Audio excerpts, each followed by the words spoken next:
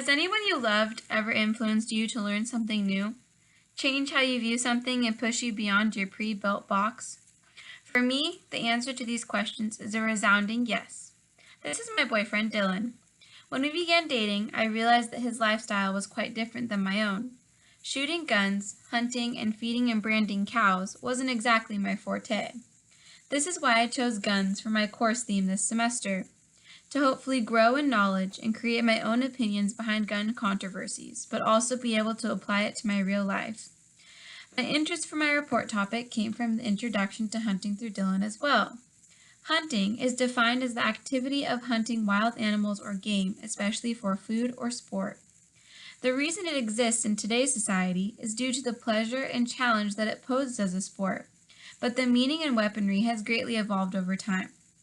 In the beginning, it started as a means to survive throughout the hunters and gatherers, otherwise known as the Native Americans. In a time of simplicity, the weaponry primarily used for hunting was the bow and arrow, derived from parts of animals and wood that you see here. Online database Go Hunt states that these native tribes were dependent upon the food, heat, tools, and shelter that hunting was able to provide for them, demonstrating that then hunting was the way of survival. How things have changed? Well, living in the 21st century often means having the luxury of convenience. And while we all love it, this is a driving attribute to mass produce food. This means going to the grocery store to pick up whatever animal will be served for dinner without having to hunt for it. The NRA states people knew that chicken were birds and that beef came from cattle. They were not just types of meat under plastic wrap in the supermarket. People no longer need to learn the trade of hunting with our convenience stores, and that is okay as hunting has become an enjoyable sport for some. While the Native Americans used bow and arrow, we are able to use any type of weaponry that has been invented since that time. It depends on the animal that one is hunting and how challenging they wish it to be. I was able to grow my knowledge even further this semester when I received my hunting's license, bought my first tags, and with Dylan's help, shot a pig. We just caught the meat and I cannot wait to try it. Now, with any weapon, there is the opportunity for misuse. Guns are fatal weapons that leave permanent results, and within that lies a problem. The problem of those who purposefully wish to inflict harm on others. The problem of mass murders. Here is a map of all the states in which the mass shootings have occurred. Mass shootings are a problem and will continue to be a problem until we learn to control what causes them. Evidently, there seems to be a link between the shooters and the mentally ill. In the aftermath of these incidences, many pieces to the puzzle are analyzed, particularly the shooter.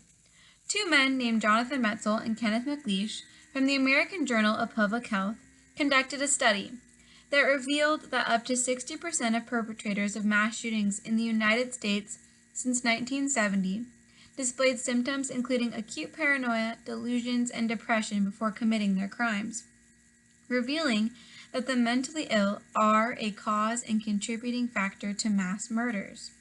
Some examples you might recognize are James Holmes, shooter of the Aurora, Colorado movie theater, who before shooting in the open theater was seeing a psychiatrist specializing in schizophrenia, or Adam Lanza, shooter of Sandy Hook Elementary School, was said to have struggled with basic emotions as a child and wrote a story in which an old woman with a gun and her cane kills wantonly. These are just a few specific instances that demonstrate that both undiagnosed and diagnosed patients have been a cause of mass shootings. But why? The effects of being mentally ill lead to irrational decisions between right and wrong. Whether it is depression, anxiety, eating disorder, being bipolar, personality disorder, schizophrenia, and many more, they all have one thing in common. According to the National Alliance of Mental Illness, they in some way all affect a person's thinking, feeling, or mood. Even though mental illness is only one cause of mass murder, what are we going to do about it? The solutions are typically controversial and rely largely on political views. Some suggest an addition of some type of psychiatric exam before purchasing a gun, or the elimination of violent video games that desensitize a child, or gun control, which leads into the argument and controversial topic of gun control versus people control.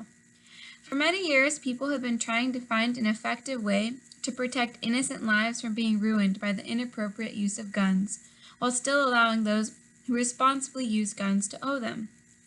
From this stems two main sides to a big debate: those who believe that stricter gun laws and gun control will lead to a safer world, and those who believe that their right to bear arms should be upheld no matter what. Here's the thing: the right to bear arms is key in order to keep people safe, secure, and free. Since I have minimal time, I will only discuss why it is essential to maintain our gun control. Advocates argue that the founding fathers of the Constitution did not mean for the Second Amendment to protect today's modern weaponry. Two thoughts on that. Self-defense is a human right and should be protected no matter what, the evolution of weaponry. Secondly, if that statement were valid, then the First Amendment would no longer protect one's right to free speech. Here's why. Social media apps like Instagram, Twitter, and texting produce rapid-fire forms of speech. Guess what? This form of the First Amendment didn't exist when the Constitution was created either, and is still protected today. In fact, is used every day. The Second Amendment needs to be protected because it is what constitutes our freedom alongside the First Amendment. Another reason the right to bear arms is essential is individual security. Ever heard of history repeating itself? We need individual security from the government. Examples: 1938, Germany established gun control under the regime of Adolf Hitler. The result? 13 million Jews unable to defend themselves was the Holocaust. 1929, Joseph Stalin brought gun control. Result, 20 million gathered and killed. More relevant to today, Venezuelan National Assembly in 2012 put into place control of arms, munitions, and disarmament law. The state currently falling in a political crisis as the government takes the power of the people. Here's the bottom line: lack of individual security leaves room for dictatorship. Are we really doing the people a favor by allowing history to reoccur? The right to bear arms is essential in maintaining individual security and freedom. And yes, there are so many arguments that can be made in this controversy. The answer? Personally, I believe the answer to gun violence is not more gun control. It is gun education. This semester, I was able to accomplish my goal in gaining more knowledge both mentally and physically. I can't wait to continue to learn more. Hopefully, I got you thinking about guns. Thank you.